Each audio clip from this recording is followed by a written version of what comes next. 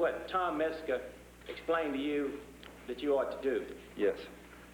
When you agitated that black person in Rocky Butte, was that for the purpose of inciting violence? Yes, see, skinheads, it's all about respect and disrespect, and skinheads will only respect someone who's violent and who can kick some ass.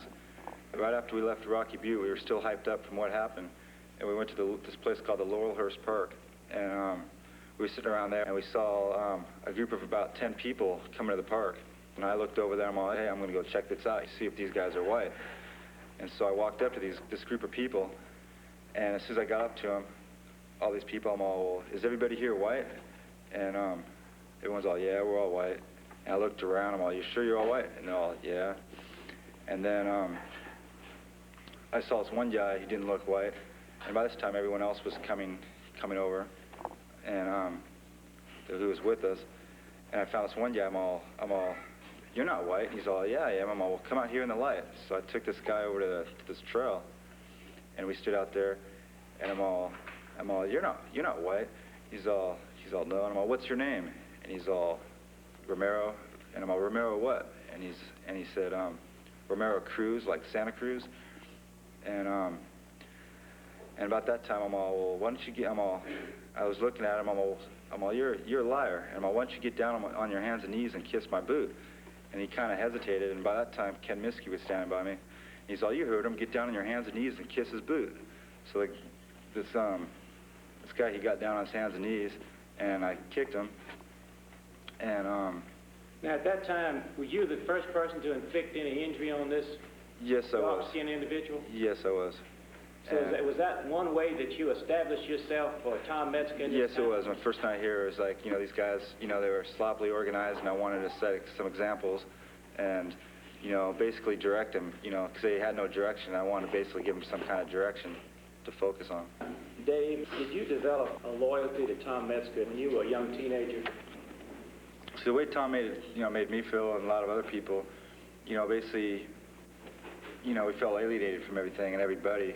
And it was a whole different world once I entered Metzger's world. It was like, I'd walk down the street, and I'd look at things, I'd see blacks, and they all looked like monkeys, and I'd look at Asians, and they looked, disgusting. It was just like, everything was just, nothing looked real. They looked like, bugs you can step on, people, they didn't matter in this world. And Metzger, to me, I respect him a lot, and he was like a second father to me, because as I was being alienated from everything that, I cared about, it caused me to get in trouble in school and with my family.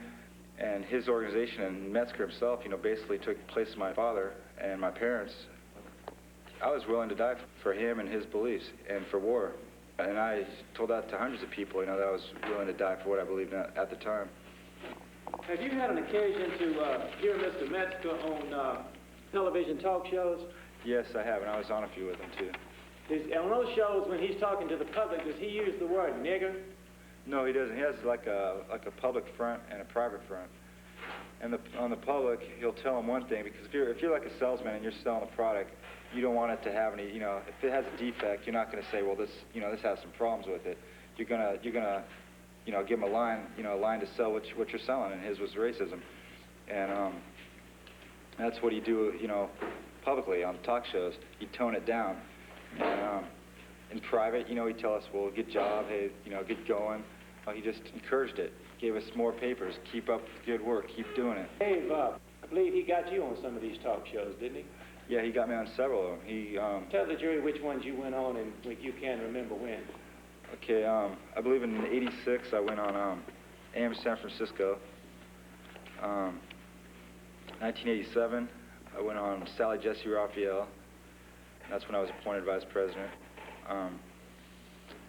In 1988, I went on the Morton Downey show.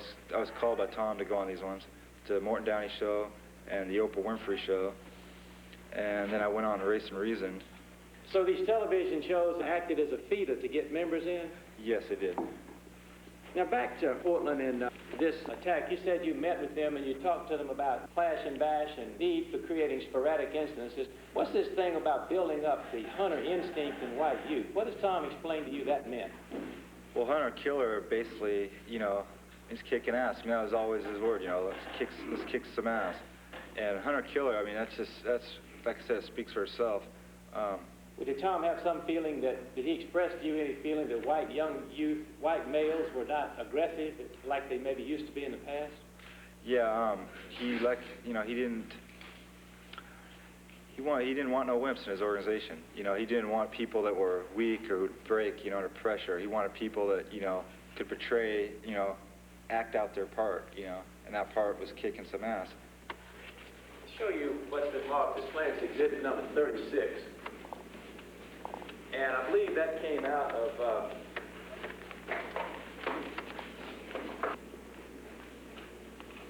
a notebook that the police seized from you, is that correct? Yes. And I believe all that we did was just tear the page out and put it in evidence. And you described this as a drawing that you intended to submit to Tom. Under the bottom it says, "Nigga, keep out." It has a person with a bullet hole going through the head. Yes. Now, would you tell the jury who drew this, when they drew it, and where they drew it? That was drawn that night of the murder at Nick Heiss's house. Who drew this? Nick Heiss. Were y'all sitting on the floor around a table or what? Around his coffee table. And who was sitting around that table while this was being drawn? Brewster, Kyle Brewster, Steve Strasser, and Ken Miskey. And Heisey was drawing it? Yes. Were you there? Yes, I was. Approximately how long before the murder was this drawing done? I'd say about 10 to 15 minutes. Or at the time that this drawing was being done with Miskey and Brewster and Strasser and yourself and Heisey and others sitting there, were you discussing anything about harming black people? We were talking about drawing some violent cartoons to send in, some violent pictures to send in to Tom Esker, yes. And was there any discussion about the nature of the cartoon, the violence it depicted and who it was depicted on? Oh, a lot of the guys were laughing about it, kind of look at this, And was this done at your direction? Yes. Then the murder happened how long after that? About 10 to 15 minutes. Your witness. Thank you, Morris. Good afternoon, Mr. Mazzella. How you doing, Mr. Mesker? Tell the court roughly when you first met Tom or John Metzger, if you could recall. Well, I met John in 1986, I believe, and I met you when I did the AM San Francisco show. Did we beat anybody up when you were with us? When we went on talk shows like AM San Francisco, we didn't do things like that. That was a public front. Well, after the show, did we go out and beat somebody up? Nope. Because it sounds like you're saying we're beating people up all the time. Occasionally. Occasionally? Yeah. Well, I have document in my hand says that in 4 days in Portland, Oregon, you said that you beat up 80 people. Close to that. 80 people in 4 days? Close to that, yes. You beat up 80 people? Was there any charges filed? There was a couple of people who were assaulted made statements with the police, yeah. That was a real reign of terror, huh? Yes, it was. And you're stating I taught you how to do these things? Yes. Where did I teach you to do these things? At your house? At my house. How many times were you at my house, Mr. Mazzella? I've been to your house several times. Tell me approximately how many. Quite a few. I used to go every weekend when I lived down Give there. me a number, a ballpark. I'd say about 25 times, 30 times. Isn't the fact that you were at my house 6 to 8 times total in the entire time I ever knew you? That's not true. You're under oath. Mm-hmm. Remember. What part of my house did I teach you to hurt and kill people? Your living room? The living room? All over your house. I mean, All over my house. I taught you how to kill people. You didn't In the bathroom? You didn't put up a poster and say shoot. You know, you were more subtle about things. Subtle? Yeah. Well, how subtle? As you heard my statement before, I said when I told you about things, you said, well, you know, you guys are doing a good job. keep up the good work. I mean, you didn't have to say... What do you mean? Go ahead, finish. I'm sorry, go ahead. I asked him to let the witness finish the answer. I'm sorry. I mean, you don't put up a poster and say, shoot, you know. You do things a lot more discreetly. Discreetly, in my living room, Yes, because you don't trust that many people. with my wife there. Yes, your wife's involved too. All my kids were there. Quite a few of them, yes. They're all there. Not all of them. Kind My of makes wife's a wall. there, my kids are all there, you're there. We're all there. Mhm. Now, tell me how I taught you to kill people. Through your literature, I passed out your papers. Passed out papers. Mhm. And encouraged my friends around there to commit acts of violence. You encourage your friends to commit acts of violence. Through your papers, yes. I was From what you learned in my living room. Yeah, and your living, yeah. I was direct link from your papers. And all over my house. Different parts of this, yeah. Okay. Did I teach you how to use a gun in the living room? No. Well, to your knowledge, do I have any skinhead boots? No. Did you ever see any baseball bats in my living room? No. Brass knuckles? No. Knives? Besides the kitchen knives. Well, how did I teach you to kill people and hurt people in that living room?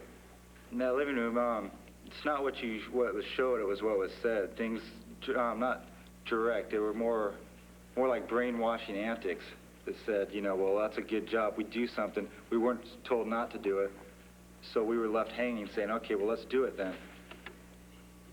Were you the vice president of war? I was the vice president of the Aryan Youth Movement, which was the same as war. It was operated by you. I want you to think real careful now for the record. You're saying that I appointed you vice president Yes. of the Aryan Youth? Yes, you did. You and John both. I appointed you vice president of war? No, Aryan Youth Movement. Well, how could I do that? John is the head of Aryan Youth Movement. No, that's what it says in the papers, but in reality, he really doesn't call any shots, to tell you the truth. And you haven't been charged in the case, civilly. No, I haven't.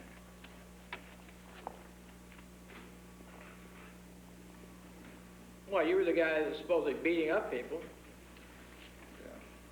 But it wasn't my literature that I didn't kill anybody, and I didn't print the material that was passed out. Yeah, but you said you got these people all excited to go out and kill people. Yeah, for the organization, to build respect for us, and for your organization, yes. Respect? What kind of respect is it to have a street fight and just kill somebody? Well, that builds a big name. You make money off it. People know your organization does something. I mean, a lot of people, like that. A lot of people get off on it. A lot of your members get off on that. The violence, being able to walk around and say, yeah, don't mess with me because my organization beat someone to death. Isn't that what's going around in your head, Dave Mazzella? No, that's what's going around. See, after the murder happened, I got out of jail. I came back up to Portland, and I was here for about a month before they got me on probation violation for the same charge. And while I was up here, everyone wanted to join up with war and Eastside White Pride. That gave them a really big name. I have no other questions. John Metzger. Dave, did I force you to take literature, or did you take literature on your own? I took it voluntarily. I approach the witness, Your Honor. You ready? Dave, you said that, first of all, we sent you to Portland, then you later said we suggested for you to go to Portland. Is this your handwriting in this letter here? Yes, it is. Could you read this little paragraph here? Oh, right there. I'm really glad I made the choice to come here. Here is Portland? I believe so. If that's where, yeah, I guess so. I'm really glad I made the choice to come here to Portland. You made the choice. You wrote the letter. First, it's sending you. Second, it's suggesting